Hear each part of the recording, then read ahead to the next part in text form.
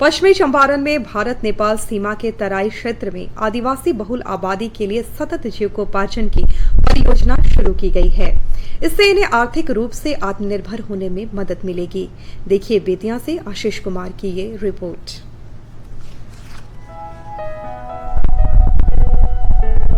पश्चिमी चंपारण का दोन इलाका दुर्गम पहाड़ियों और जंगलों के बीच बसा हुआ है।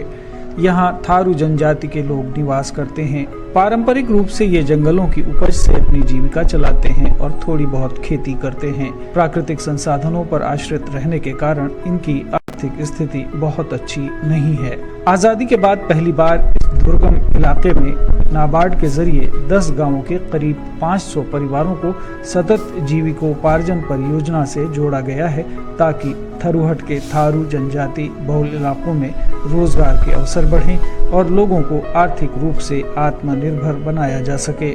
सरकार आपके द्वार कार्यक्रम से पूर्व यहाँ मेगा कैंप के जरिए विकास की एक नई परिभाषा लिखी जा रही है, जिससे यहाँ के लोगों में खुशी का माहौल है।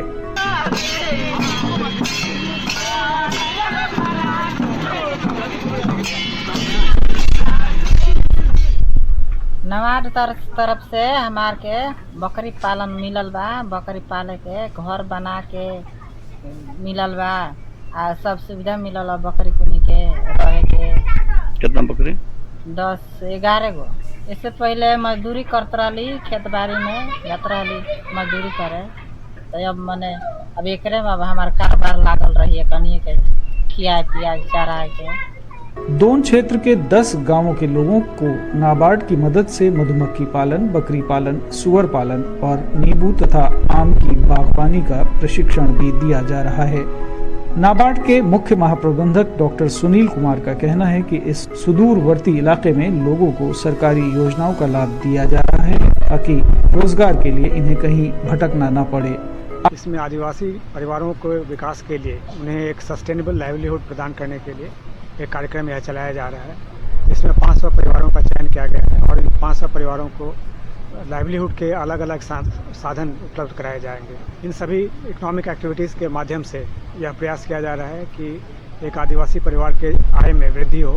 आदिवासियों के हाथ में पारंपरिक हुनर पहले से होता है। इसमें निखार लाकर और उनके उत्पाद के लिए बाजार उपलब्ध करवाकर नाबार्ड यहाँ तरक्की ही एक नई इबारत लिख रहा है। बेतिया से आशीष कुमार की रिपोर्ट, दूरदर्शन समाचार, पटना। आजादी